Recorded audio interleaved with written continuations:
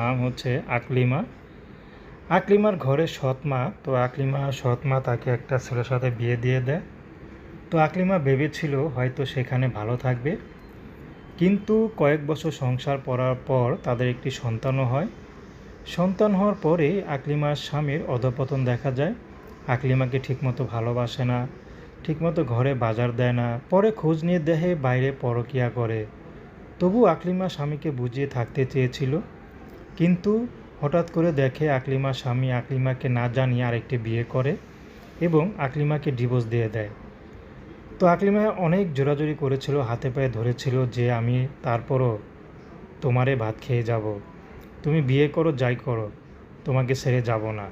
কিন্তু আকলিমার স্বামী আকলিমার মনটা বুঝলো না। তো এখন আকলিমা সৎ মায়ের ঘরে থাকে। সৎ মা খুব কষ্ট দেয়।